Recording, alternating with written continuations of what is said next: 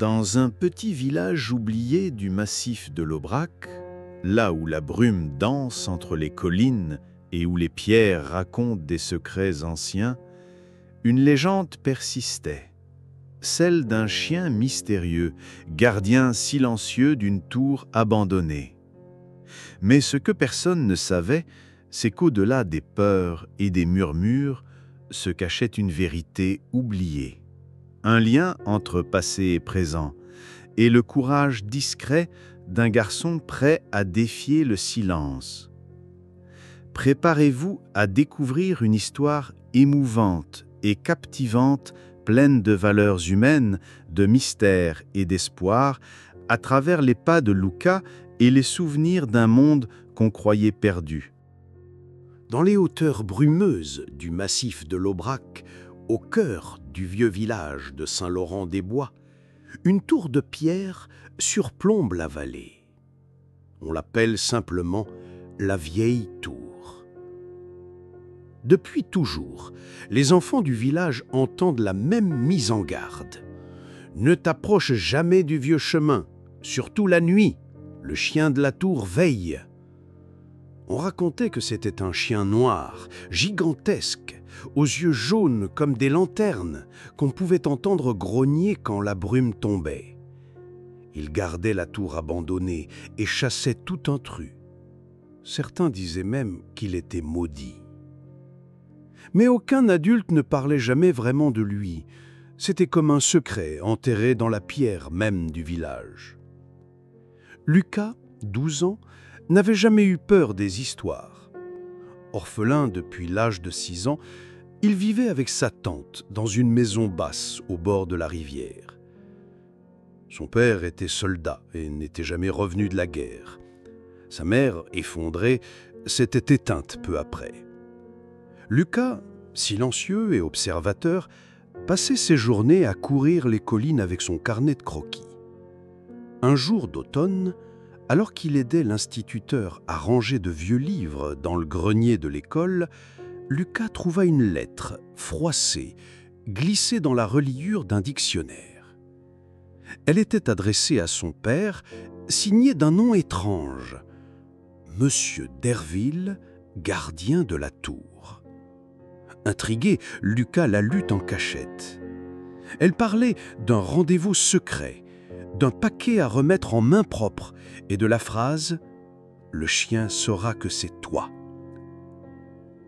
Le cœur de Lucas battait à tout rompre. Pourquoi son père avait-il été lié à la vieille tour? Et qui était ce Derville?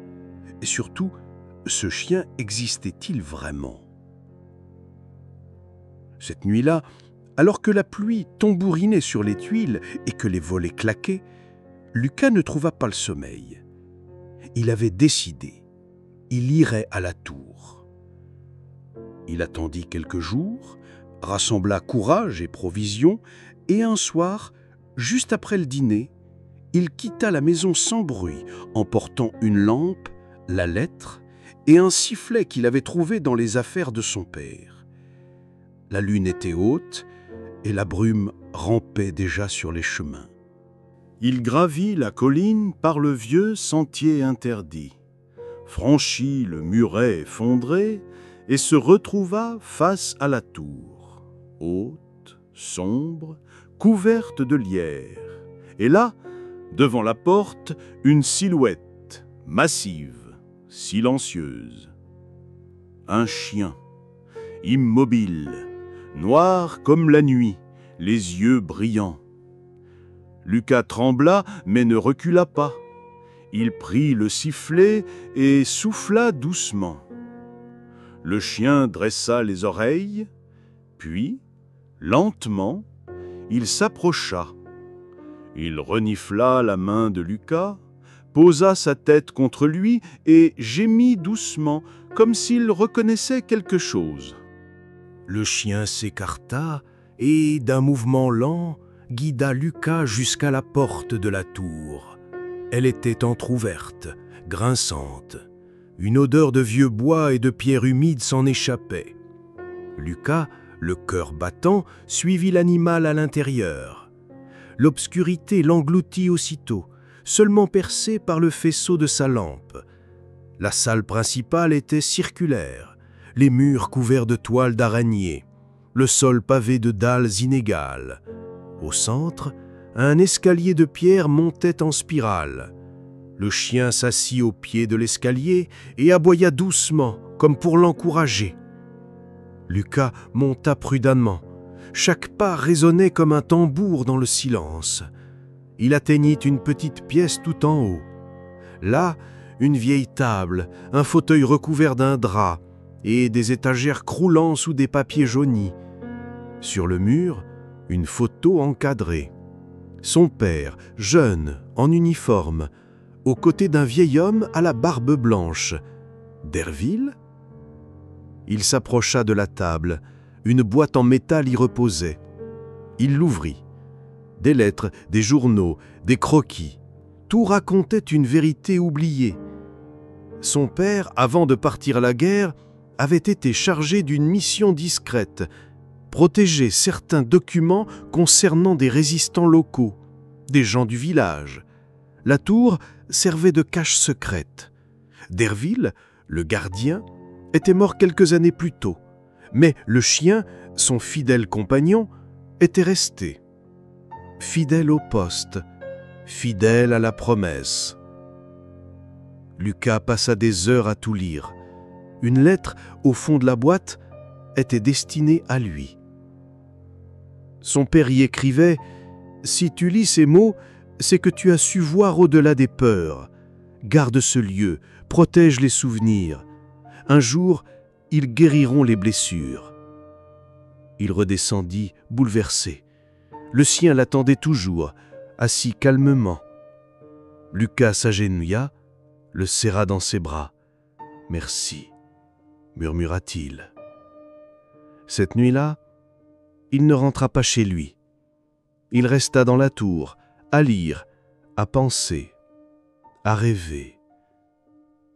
Les pierres froides, autrefois silencieuses, racontaient désormais une histoire, la sienne. Le lendemain matin, un brouillard dense enveloppait encore la vallée quand Lucas quitta la tour. Le chien marchait à ses côtés, tranquille, comme s'il avait attendu ce moment depuis toujours. À son retour au village, les habitants le regardèrent avec surprise. Nul n'avait vu un enfant s'approcher de la vieille tour depuis des générations, encore moins en revenir accompagné de la bête noire. Mais le chien ne grognait pas. Il marchait calmement près de Lucas, la tête haute. Le garçon expliqua ce qu'il avait découvert, d'abord à sa tante, puis à l'instituteur, qui l'écoutèrent en silence, les yeux écarquillés. Les papiers, les lettres, les croquis, tout confirmait ses dires. Bientôt, les anciens du village furent rassemblés dans la salle de l'école, et Lucas lut à voix haute la lettre de son père.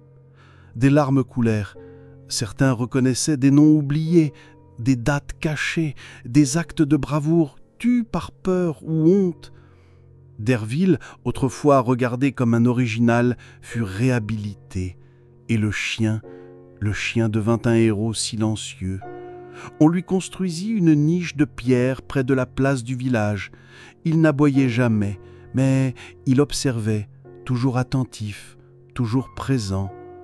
Lucas, lui, monta souvent à la tour. Il y aménagea un petit bureau, nettoya les lieux, classa les documents et transforma l'endroit en mémoire vivante du village. Les enfants n'avaient plus peur du chemin qui y menait. Au contraire, ils s'y rendaient avec curiosité, guidés parfois par le vieux chien, devenu leur compagnon de route. Les années passèrent. Lucas grandit. Il devint instituteur dans cette même école où il avait trouvé la lettre. Et certains soirs, il racontait à ses élèves une histoire, celle d'un chien gardien, d'un père disparu et d'un garçon qui avait osé regarder au-delà de la peur. Dans les pierres froides de la vieille tour, réchauffées par la mémoire et la fidélité, battait désormais un cœur, celui du souvenir. Ainsi, dans ce village où le passé pesait comme une pierre, un garçon et un chien ont redonné souffle à la mémoire. Le courage de Lucas, sa soif de vérité et la fidélité du chien noir ont transformé une légende oubliée en héritage vivant.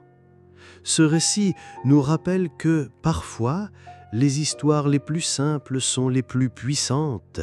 Elles nous rassemblent, nous élèvent et nous montrent que même dans le silence d'une vieille tour, un cœur peut battre encore.